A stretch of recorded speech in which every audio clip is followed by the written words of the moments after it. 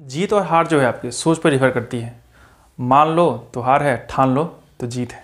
ठीक है, तो आज हम इसी टॉपिक के साथ आज चैप्टर पढ़ेंगे ऊंचाई एवं दूरी। ठीक है, और इसके पिछले वीडियो में मैंने आपको बता दिया था कि 30 डिग्री, 45 डिग्री और 60 डिग्री पे अभी हम लोग बात करेंगे जब दो एंगल आपका बनेगा। सपोज दो एंगल कहाँ पे बनेगा, मान लीजिए कि आप किसी लाइट हाउस पे खड़े हो और नाव को आते हुए देख रहे हो, तो एक टाइम होगा कि नाव अभी यहाँ पे होगा, आप यहाँ पे देख रहे हो, यहाँ से इसका एंगल ऑफ क्या बन रहा है, डिप्रेसिएशन, और कुछ टाइम के बाद यहाँ पे पड़ेगा तो एंगल ऑफ डिप्रेशन कितना हो जाएगा, कुछ चेंज होगा ना।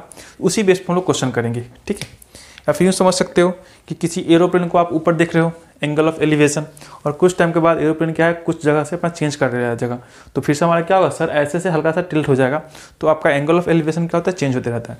उस टाइप का क्वेश्चन करेंगे। तो यहाँ भी बात करेंगे हम लोग 30 डिग्री, 45 डिग्री और 60 डिग्री पे बात होगा, लेकिन दो कॉन्सेप्ट में बात होगा, समझिएगा बारी बारी से।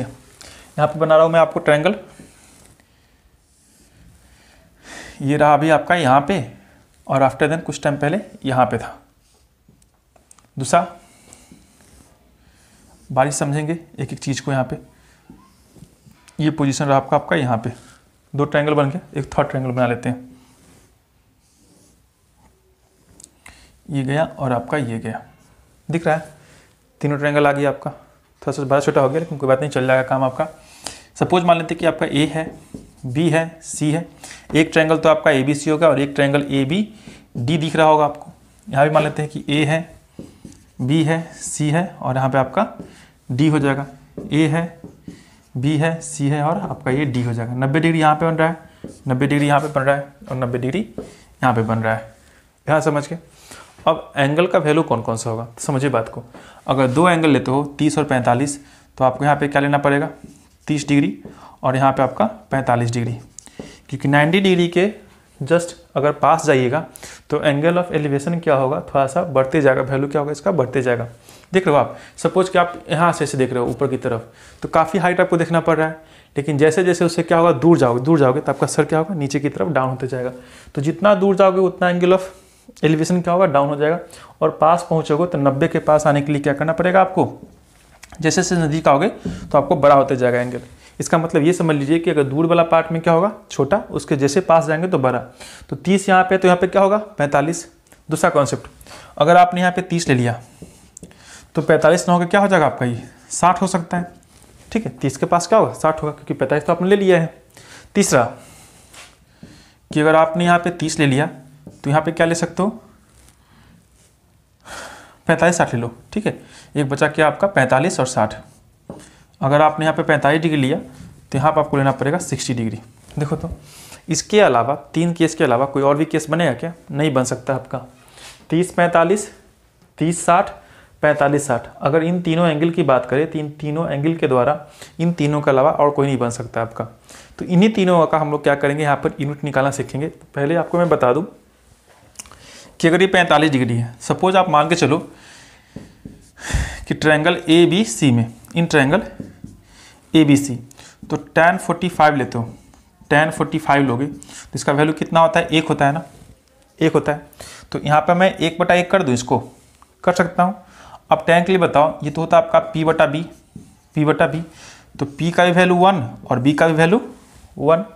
चलो दूसरा केस लेके देखते हैं कि tan 30 डिग्री, tan 30 डिग्री, ये कौन सा ट्रायंगल में बन रहा है आपका, ए बी और डी में, in triangle A B D, in triangle A B D. बात समझ रहे हो आप, ए बी डी में। अब ए बी डी में क्या होगा आपका, 1/√3 और यहाँ पे हो फिर से वापिस p/b, तो यहाँ p का मान 1 और b का मान √3। एक्चुअली में p क्या है आपका, 90 डिग्री के सामने वाला पार्ट जो है आपका यही p है, 30 डिग्री के सामने वाला पार्ट यही p है। तो p तो यहाँ पे दोनों में कॉमन पार्ट है, तो दोनों के लिए यूनिट क्या होगा, सेम टू सेम होगा। तो यहाँ पे बात बताइए, क्या दोनों के लिए यूनिट सेम टू सेम है, p के लिए भी 1 और यहाँ पे p के लिए 1।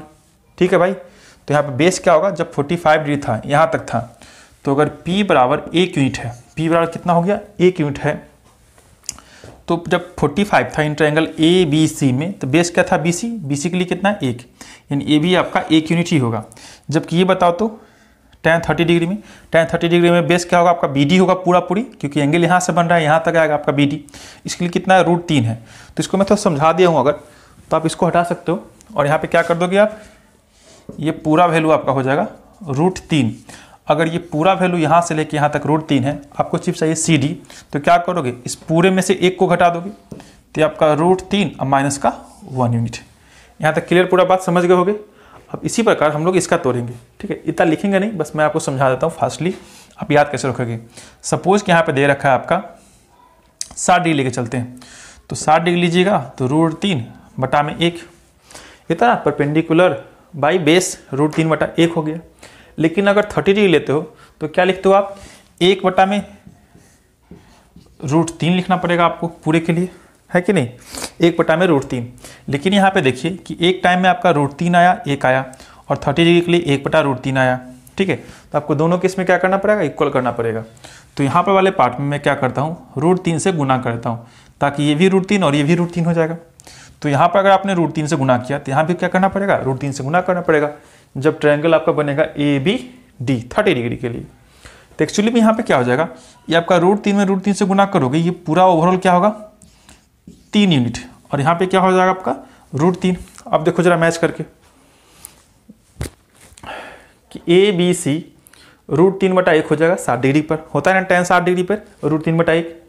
लेकिन अगर tan 30 डिग्री निकालते हो तो 1 बटा √3, 1 बटा √3, तो 1 बटा जब √3 होगा तो देखो √3 बटा 3, इसको कैंसिल कीजिएगा, 1 बटा √3 ही आएगा ना आपका।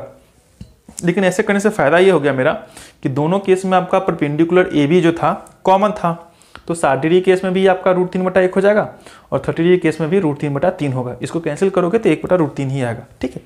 लेकिन इससे ही देखिए, अगर ये पूरा वैल्यू आपका 3 है तो ये वैल्यू कितना हो जाएगा 2 यूनिट, ये आपका 1 यूनिट, क्लियर। और ये तो आपका √3 है ही, बस इस चीज़ को ध्यान रखिएगा, इसका क्वेश्चन में मैं इस्तेमाल करना आपको सिखाऊंगा।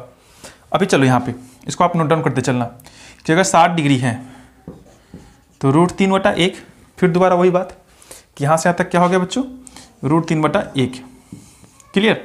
अब चलो जब 45 डिग्री होता है तो क्या होगा, 1 बटा 1 होता है ना, तो अगर ऊपर आपका √3 है तो नीचे भी क्या होगा आपका, यहाँ से लेके यहाँ तक का √3 यूनिट ही होगा। तो अगर ये पूरा √3 है तो ये वैल्यू कितना होगा, √3 माइनस 1 हो जाएगा, √3 माइनस 1। इतना क्लियर समझ गए होंगे आप अच्छे से।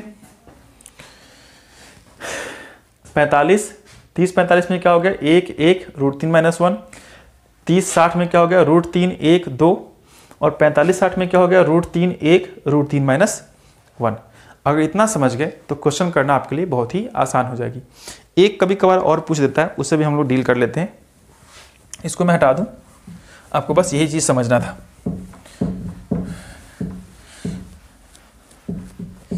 एक कई बार पूछ देता है आपसे क्या कि 15 डिग्री और 30 डिग्री पे घुमा के पूछ लेता है, उससे भी हम लोग डील कर लेते हैं इस वीडियो में, ठीक है। लेकिन उससे पहले आपको 15 डिग्री का वैल्यू होना चाहिए याद कि tan 15 डिग्री का होता क्या है, बड़ा इंपॉर्टेंट कॉन्सेप्ट है, और इस पर क्वेश्चन हम लोग कर लेंगे। अभी बस थ्योरी क्लास चल रहा है, थ्योरी क्लास करने के बाद हम लोग क्वेश्चन का डील करना सीख लेंगे, क्लियर।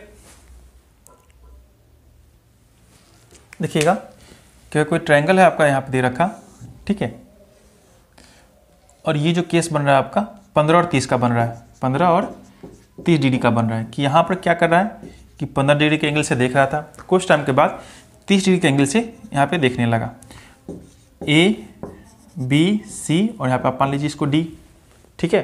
तो आप बताओ कि अगर tan 15 का वैल्यू निकाला जाए, tan 15 का, तो क्या होता है 2 बटा √3 होता है। 2 बटा क्या हो गया, √3 हो गया। अगर 2 बटा √3 है तो एक चीज़ और समझाओ मुझे कि अगर 2 बटा √3 है तो क्या मैं इसको ऐसे गुना कर सकता हूँ दोनों तरफ से। देखो जरा समझ के कि अपना मन से क्या क्या मैंने इसको रेशनलाइज कर लिया है, ठीक है, ऐसे। तो इसको सॉल्व करोगे तो ये आपका 2 दूनी का 4 और √3, क्योंकि a माइनस बी और a प्लस बी के फॉर्मूला पर टूटेगा, तो 4 माइनस में 3 हो जाएगा, और नीचे आपका ये पार्ट का पार्ट रहेगा। तो फाइनली क्या आ गया आपका tan 15 के लिए, कि tan 15 डिग्री के वैल्यू के लिए आपके पास आ गया कि 1 बटा में 2√3, 1 बटा में 2 प्लस √3 हो गया आपका इतना बात समझ गए। अब चलिए ये कहाँ से आया, ये जो वैल्यू है आपका दे रखा है, ये कहाँ से आया, ये आपका ट्रिग्नोमेट्री का पार्ट है, उसे किसी और वीडियो में जिक्र कर लेंगे। अभी फिलहाल आप इतना समझ लो, ठीक है। अब समझो आगे कि अगर ये आपका दे रखा है 30 डिग्री, tan कितना है 30 डिग्री, तो आपका ये 1, तो नीचे कितना आएगा √3, 1 तो √3 हो गया। अगर tan 15 है तो tan 15 के लिए देखो फिर से P बटा B, तो फिर से 1 और इस पूरे के लिए कितना हो जाएगा, यहाँ से लेके यहाँ तक के लिए ये हो जाएगा आपका 2 + √3, 2 + √3। अगर ये 2 + √3 बी से लेके डी तक का वैल्यू है तो सिर्फ बताओ कि सी डी का वैल्यू कितना होगा। तो आपका होगा कि √3 तो यहाँ पहले से रिजर्व कर रखा है, तो इसमें से √3 ये ले लेगा, तो यहाँ पे बचेगा आपका सिर्फ 2 यूनिट। इतना बात समझ गए होगे कहाँ से कैसे मैंने किया। अगर ये करते थोड़ा सा आप टिपिकल पड़ जाते, थोड़ा सा गुना भाग थोड़ा ज़्यादा करना पड़ता, तो आप क्या करोगे, ऐसे कर लोगे। याद रखिएगा जब भी ऐसा है तो थोड़ा सा रेशनलाइज कर लीजिए, क्योंकि हमें यहाँ पे क्या करना है, परपेंडिकुलर दोनों में क्या है, कॉमन है। ट्रायंगल ए बी सी में भी परपेंडिकुलर ए बी है और ट्रायंगल ए बी डी में भी परपेंडिकुलर क्या है आपका ए बी है। दोनों में क्या होगा, एक ही यूनिट लेना है, इसलिए मैंने यहाँ पर ऊपर 1 लाने की कोशिश की, इसलिए हमें रेशनलाइज करना पड़ गया। क्लियर बात। अगर ये कॉन्सेप्ट समझ चुके हो तो आपको वीडियो बनाने में, क्वेश्चन बनाने में कोई दिक्कत नहीं होगा, वीडियो तो मुझे बनाना है। ठीक है, till then bye bye, tata, see you.